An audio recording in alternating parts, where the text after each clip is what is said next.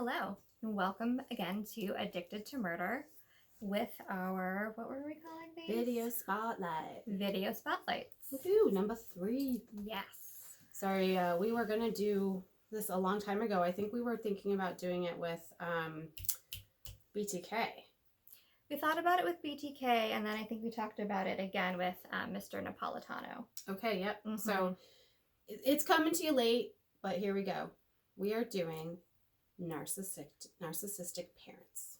Yes, and as you could see, just thinking about some of those killers that we've done that, we believe had narcissistic parents, they can do a lot of damage. And fortunately, Trisha and I did not grow up with narcissistic parents, which I'm eternally grateful for. But we do know people that have, and we've seen the way that it really impacts their lives. And so we thought we would do a little video about how to tell if you did and the impacts it can have, and then what to do now. Yes. I obviously can't diagnose people, but some of the stories that a few of my friends have told me about their mothers, I know that men can have narcissism too, but for me it's been mothers, makes me think that that parent was narcissistic, but I don't know for sure. So anyways, it was something that I thought that could affect, or that a lot of people might be affected by, that might not even know that this is what's going on. Right. So anyhow, Cortney, take it away. This is your field of expertise. I don't know that I'd be an expert, but I've definitely... You've dealt with kids with this problem. I have. And probably adults. I have. Yeah, I have worked with clients recovering from their narcissistic parents. And so just sort of a quick, to very simplify what narcissistic personality is. It's essentially when a person has a inflated sense of their own self-worth and specialness, and is extremely vulnerable to any sort of threats to that belief system. So they feel like they're better than you, and if you try and say that they're not, then they have a really hard time with it. That is very much a oversimplification, but that's what we're going to go with for today. Sounds good. Okay.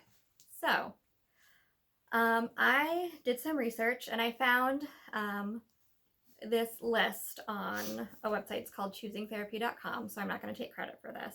I am reading it off my phone. Sorry, that's where we're at today.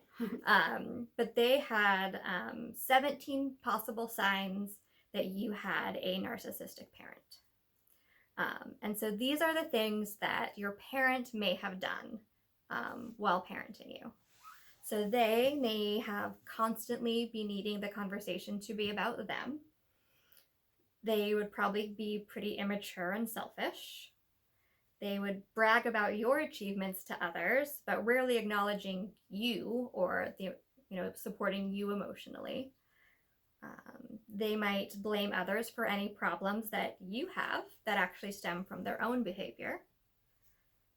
They will feel like being well-liked and important to others. That might be how they're viewed, but when no one's looking, they're harsh and controlling. So with you, when you're at home, they might be different than you in public. Yes. They might make you feel bad for not doing what they want you to do immediately. Give an example of that. Like, if they say, hey, go get me a soda from the kitchen, and you don't hop up immediately and run to do it, they might get really mad at you. Okay.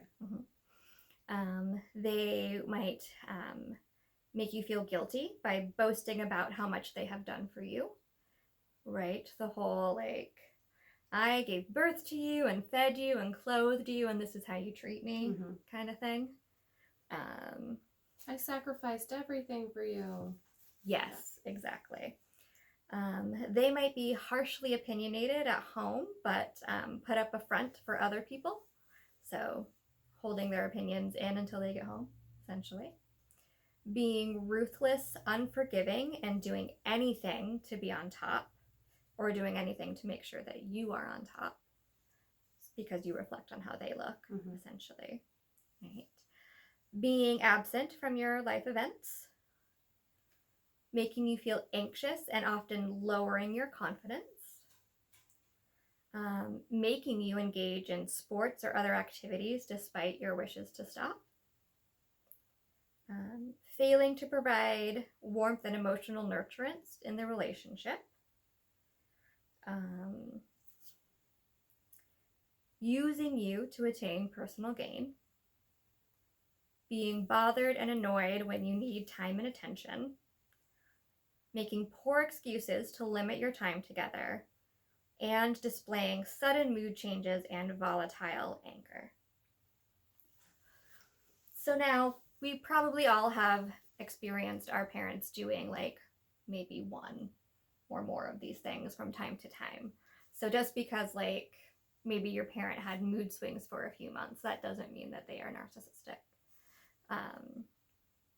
But it is really looking at this pattern of behavior of basically seeing how anything can benefit them the most, including you as their child. How can you make them look good? Some of the things I was thinking about, and this might have been kind of wrapped up in those, and this is more of a question, but if a parent always puts you down for not doing what they think that you should be doing, or not attaining the goals that they think that you should have attained by, like, say, a certain age, and making you feel shitty about it, is that a sign of narcissistic parenting?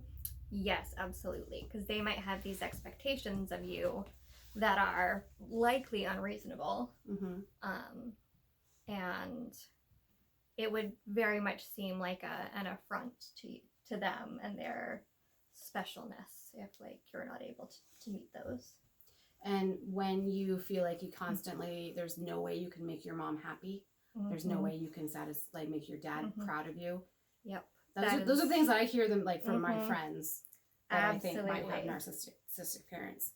Yeah, and that is something that actually sort of in this next section of like, okay, so you have a narcissistic parent. How does that affect you? Okay. We're going to talk about that a little bit. So we did, obviously, like, we're like, this is stemming from our serial killer podcast. So we did see this, like you said, with Eric Napolitano, his mom constantly needing Eric to be whatever she needed him to be in that moment. And then if he wasn't, her being, unforgiving and, shaming him and guilt tripping. Yes. That kind of thing. And we saw that with BTK. Wait, no, it wasn't BTK. A little bit with BTK. He felt like he couldn't make his parents happy. Happy. Yeah, I mean, and definitely, we don't know very much about Arthur Shawcross's parents. Yes. But he very much could not win his mother's love. Right. And at least not from his opinion. So. Right. Well, and others that viewed it. So, yeah, it has definitely affected some of these serial killers. And it doesn't give them a reason to do what they did. But, there's a reason why they had parent issues. So, right. Exactly. Anyways. Okay. All right. Part two. So, since most people who have narcissistic parents don't become serial killers, here are some things that they might feel or endure as they are, sort of like now adults or teens, having grown up with parents with narcissistic personality disorder. So the first one, again, the same list from choosingtherapy.com, is indecision. So when you have a narcissistic parent, you are always trying to do the right thing, the thing that will not make your parent mad, having to make the best choice at all times. Therefore, making choices can become really anxiety provoking and overwhelming. Because you're making decisions not based on what you want, but what you think your parent wants. Yes, exactly. Definitely internalized gaslighting. So all those times, a narcissistic parent might say, like, I didn't do that to you. I didn't say that. Why? Or, the other side of that too of, like, why can't you do this? Everyone else can do this. And sort of putting you down. All of that leads to kind of internalizing some of those beliefs. and doubting yourself and your own perceptions and your own feelings. Which is hard to do. Mm-hmm. Hard on you. Absolutely. Yep. Feelings of loyalty and guilt for moving on. So a narcissistic parent isn't going to want to let you go because they need you and your presence to validate them.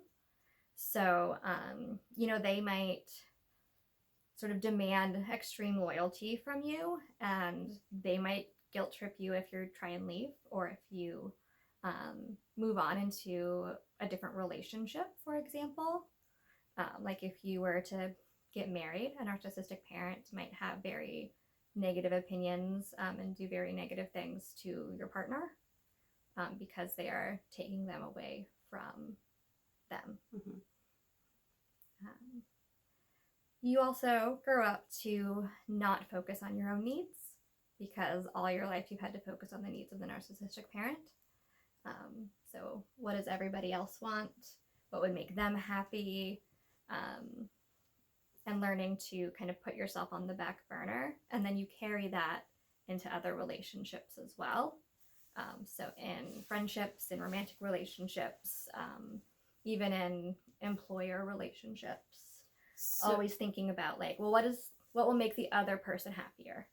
So they most likely throughout, unless they can like figure out how to take back their life in a way, they're putting everyone else's needs ahead of their own all the time, like people pleasing all the time.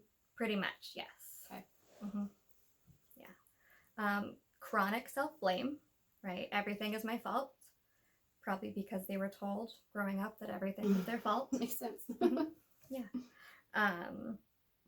What's called egoism, and this was a new term for me, but I kind of like it. And so egoism is the kind of phenomenon of basically trying to make yourself invisible. Oh. So walking on eggshells, being so quiet, not wanting to bother anybody, because basically wanting to make sure that there is absolutely nothing that you have done that could possibly upset the narcissistic parent. And in turn, like, incur some sort of wrath. Right, exactly. And it's also a response to seeing, say, like a narcissistic parent's overreaction to something. So if you grow up seeing, say, like your mom burst out into tears anytime there's any sort of even mild criticism, you will try and do the absolute opposite of that. So have no reaction, stuff all your emotions down, basically be an echo that no one can see. Okay.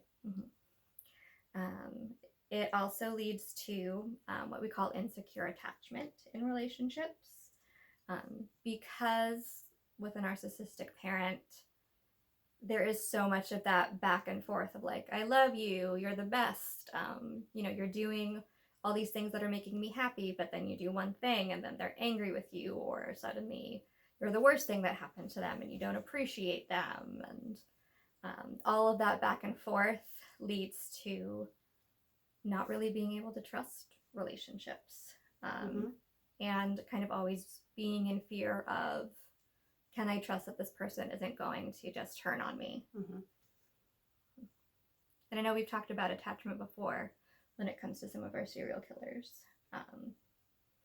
And so I think sort of thinking about Gary Ridgway's mom a little bit, and how they were so enmeshed and it was so back and forth with them. That's kind of the one that came to mind when it comes to like insecure attachment. Right, and there was a sexual abuse component in that one. Right. When I think of narcissists, and I'm not talking necessarily about parents, I'm thinking like of a narcissistic partner, you always hear discard. They discard you. Does that less likely to happen in this type of relationship? I just don't, I mean, do you know if like, eventually if you do not satisfy your narcissistic parent that they will discard you like a partner might, or is it different because it's a different dynamic? I mean, it definitely can happen. I'd say it's less likely because, you are a part of them. And deep down, even if they're clearly not showing it, like that parent does love and care about you. And has done some things that are nurturing and, Mm-hmm. positive. Like, not every second with a narcissistic parent is Right. terrible. Right. And so it's more likely that I think that the child will try and distance from the parent, and the parent will continually try to like reel them back in, as opposed The to love bombing. right Parent love bombing. so to speak. Yeah. Okay. Yeah.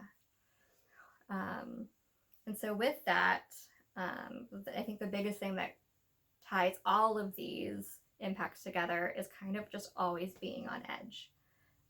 Your parents are unpredictable, and so you are in a heightened state of arousal at all times, just waiting for that next thing that's going to ruin your day and make them mad. But then you take that with you everywhere you go.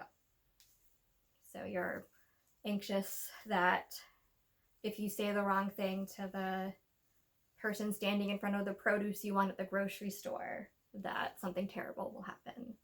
Or if you are in college and you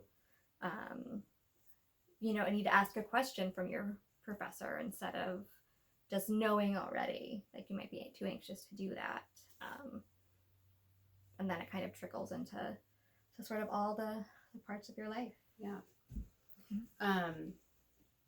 So this kind of would segue into maybe a different one down the road, but like actually just kind of going over narcissism, because having a narcissistic parent, we're talking more about like what happens to the child, but narcissistic personality disorder could be its own like huge thing that maybe we'll go over sometime. It would be great if like we knew a self-aware narcissist that would be willing to talk to us, but I don't know any self-aware narcissists, and they don't really go into therapy very often because they're not aware that they have a problem. Right. Or even if people tell them that they have a problem, they don't believe it. Yeah. And they have a hard time accepting it. Yeah.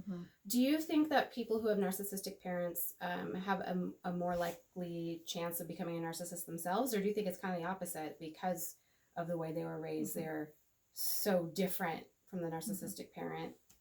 I don't know. I don't know for sure what like the statistics on that are, but from just personal experiences, it's definitely the opposite. Okay. Like a child of a narcissist is very likely to not be a narcissist. Right. Because, I mean, it makes sense. Yeah, they're beaten down so much. And narcissists had childhood trauma most likely, and that's how they became how they were. And it's a personality disorder. It's in the cluster Bs, right? So it's more complicated. You can't just medicate it. Right. Nope. So what would you suggest to somebody who has grown up with a narcissistic parent and now is struggling to, I don't know, I guess take back their life in a way and lead it as fully as they can, not be under this guilt control of their parent? I'd say, obviously the first step is recognizing that it's happening, and sort of arming yourself with that knowledge, because then you can either look back at what's happened or look at what's happening now and be able to say like, okay, this behavior is because of NPD. It's not because of me. I am not actually doing anything wrong. And that in itself can be incredibly empowering to just be able to separate that, nothing you can do will ever be enough. And that's not your fault. Because no one would ever be enough. And so once you can acknowledge and accept that, it's about kind of doing the work to unlearn some of those behavior patterns, unlearn some of those gaslit beliefs. Therapy is a great way to go about that.